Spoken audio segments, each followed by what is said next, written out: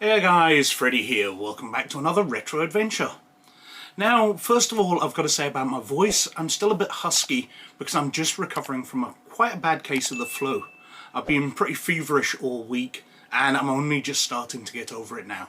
But fortunately, I'm pretty sure I can't spread it to you over the internet. But anyway, getting on with things, and I'll try and keep things short before my voice breaks up completely and I start coughing. At the end of another week, and the end of another poll, we've got a resounding win for Otherspace 2, Invasion for the Star Wars role-playing game. Now, as usual, I'll cover that on the desktop in a wee second, and I'll be back at the end of the video with some other channel-related stuff and some other poll-related stuff. But before I do that, I've got to mention my Patreons, who this week I have been informed know that hate leads to suffering. Now, if you'd like to join them and help support the channel, and I sure wish you would, or you'd like to see these videos a week early, or you'd like to gain access to one of the other levels of patronage, such as becoming a real honest-to-goodness fake laird of Scotland, then we've got a Patreon in the description down below. If you check it out, it'd be very much appreciated. But anyway, let's have a look at Otherspace 2. So, this is Otherspace 2 Invasion. It's for the Star Wars role-playing game. It came out from West End Games in 1989. Now, this is fairly obviously a sequel to the adventure Otherspace. And it's generally not considered to be as memorable as the original, whereas the original's kind of seen as a bit of a hidden gem, where there's a lot to love in it. This one is very much skipped over. Nobody really talks about this one at all, and the reason why will become fairly obvious as we go on through it. Now, in the original Otherspace adventure, the players are looking for a missing rebel ship. Turns out that its hyperdrive malfunctioned and ended up in a parallel dimension of Otherspace, where a spider-like creatures called the Charon have taken over the entire universe. And the idea is that the players have to rescue the rebels and stop the Charon learning too much about the real universe, otherwise they will try and transfer themselves back here using the same method that the players will. There's also a bunch of Imperial prisoners thrown into it because the missing rebel ship was a prisoner transport, and they're kind of working along with the Charon. Now, we will come on to how this follows on through, but let's have a look at the back cover first. Death stalks the galaxy. The dread Charon, destroyers of worlds, killers of galaxies, have found their ways into real space. If they are not stopped, and soon, the rebels' galaxy too will die. In a remote, little-travelled corner of the galaxy, the Alliance safe world of Strongholds floats serenely against the bloody backdrop of rebellion and empire. Here, families of Alliance warriors hide, safe from Imperial attack. But something has gone wrong with the safe world. Terribly wrong. There has been no contact with Stronghold for weeks. No comm reports, no ship traffic, nothing. It's as if the entire planet has vanished. 6 Alliance personnel race to Stronghold to find out what's happened to the planet, and to their friends and loved ones hiding there. 6 rebels against the invasion. Otherspace 2 is a sequel to the Star Wars role-playing game adventure Otherspace. This adventure can be played and enjoyed on its own or as part of an Otherspace campaign. 40-page booklet includes, or features, a Salt and Hoth battle system scenario, pull-out section with non-player character templates, maps, and player handouts, extensive Game Master notes and guidelines, character script that plunges the players into the thick of the action. Well, actually, the handouts are missing from my copy. They've been lost long ago. But it doesn't really matter. The introductory scripts are always kind of fun, throwing the players into the action straight away and giving a big info dump without the Games Master just speaking for ages. The players are reading out the script and revealing bits of information themselves. It was a very cool thing that they included in the Star Wars adventures. Inside, well, the artwork and publishing standards are very, very clear. I really like the style of artwork that's done in the Star Wars role-playing game. It's a bit cartoony, but it kind of suits the universe. And we've got an introduction in this adventure, but we've got a summary of Otherspace. And then we've got subsequent events. What happened was one of the Imperial officers was hooked into the Charon biocomputer. And even though he was kind of absorbed into it, his memories downloaded, he was strong-willed enough that he has kind of taken it over. And he has taken over the body of the leader of the Charon. And he has had them build him a half-human, half-Charon body. And using the knowledge he's got of the real world, the remaining information about the way back, he is leading the Charon in an invasion. However, the only coordinates they've got are from the original rebel ship, which was taking the prisoners to the rebel planet of Stronghold. So that's the only place they can go.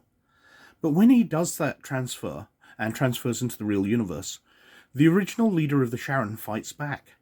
And the battle between the two consciousnesses cause confusion, which causes the Charon vessel to crash, killing most of the Charon. So a massive invasion, which would easily wipe out the rebel base, is now a lot more easy to handle. There's about 200 to 300 Charon left.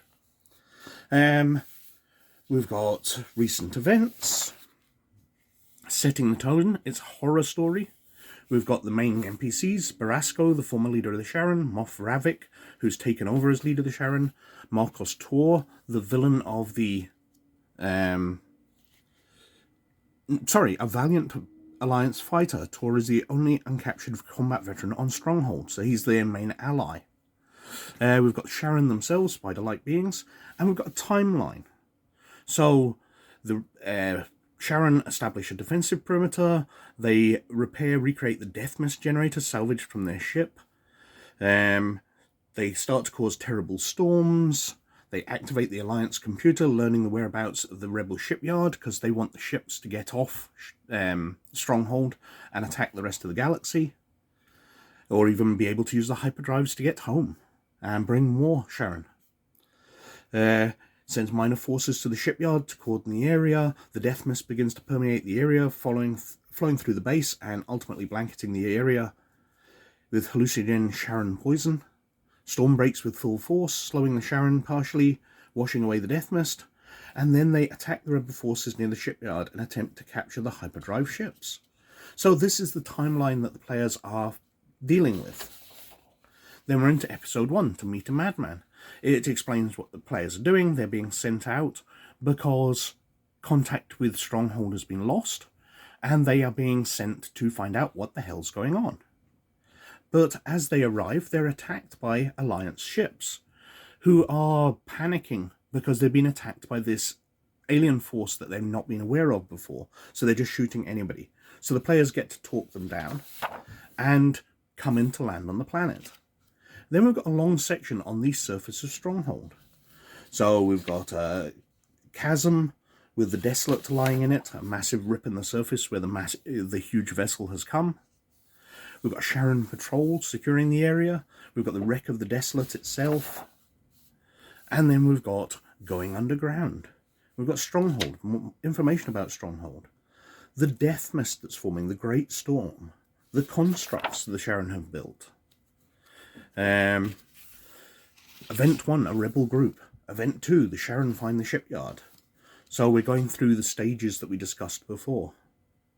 We've got different areas, so empty rooms, surface tunnels, death mist generators.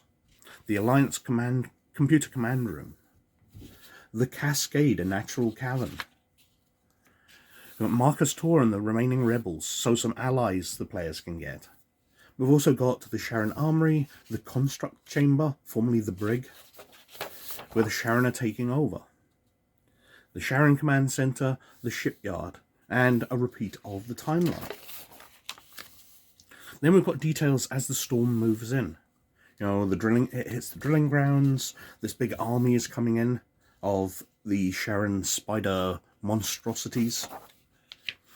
Death mist generator, construct rooms, everything that's going on as the battle starts to rage, or the battle begins. We've got the players leading them into battle, positioning the rebels, battle plans. It suggests using the Assault on Hoth game, but you can use the Star Wars RPG rules. Now, I've run some battles myself, and by coordinating groups, so a squad of 10 soldiers will fire as one individual by coordinating their actions, so you're not having to roll 10 times, you're just rolling once. You can speed up battles quite significantly, and lead to quite a tactical system within the Star Wars D6 rules. And as they confront Ravik, Barasco faces him, trying to seize control back, but fails. So the players are forced to fight Ravik. We've got suggestions on using the Assault on Hoth rules. rebel heroes, lots of stats and things, Charon warrior reinforcements, until they have defeated the villain. And you hand out experience and you refresh force points.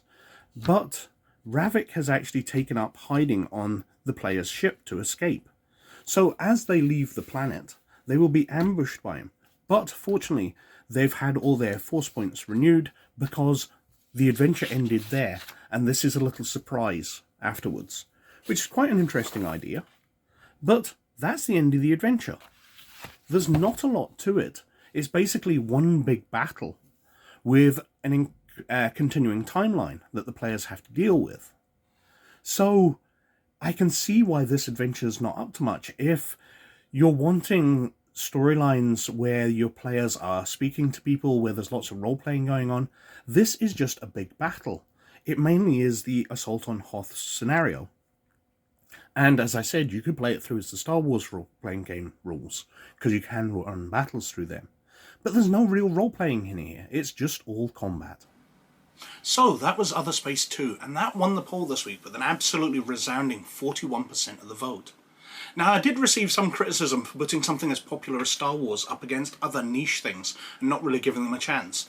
But it was a bit of laziness, because as I said last week, they were just the ones which were sitting on my desk already, so I didn't actually spend much time choosing them. In second place was The Fiery Trial for Babylon 5, which came on 23%. In third place was The Second Seal of Repulsion for Mutant Chronicles on 17%.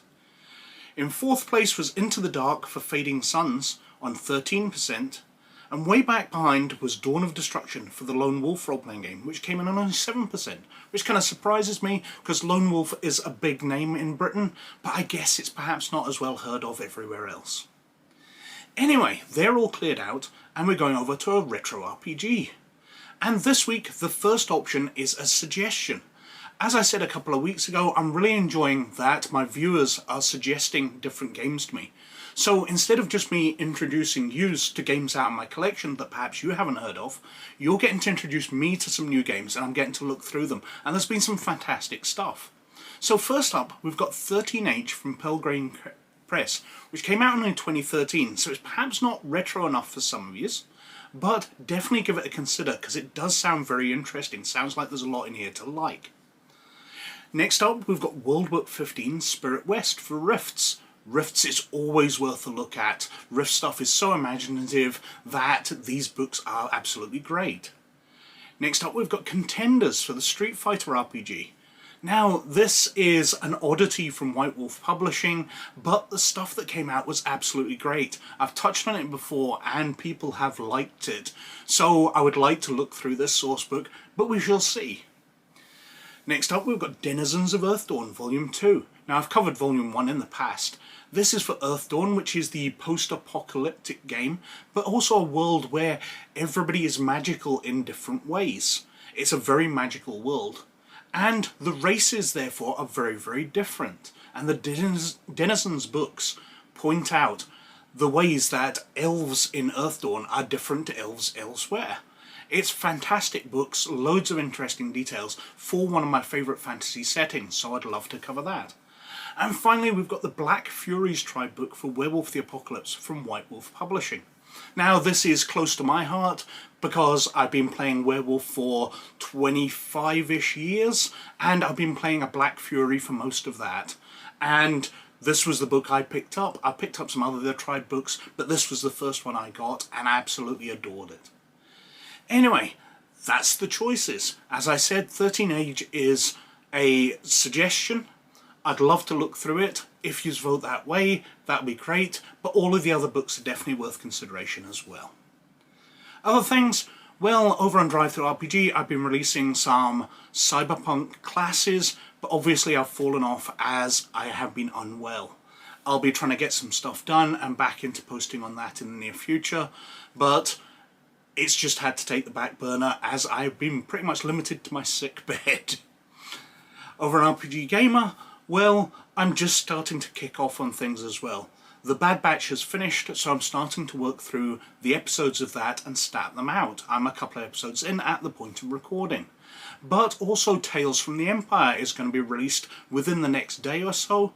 So once I finish the Bad Batch, which shouldn't take much more than a week, I'll be moving on to reviewing Tales of the Empire and statting them out.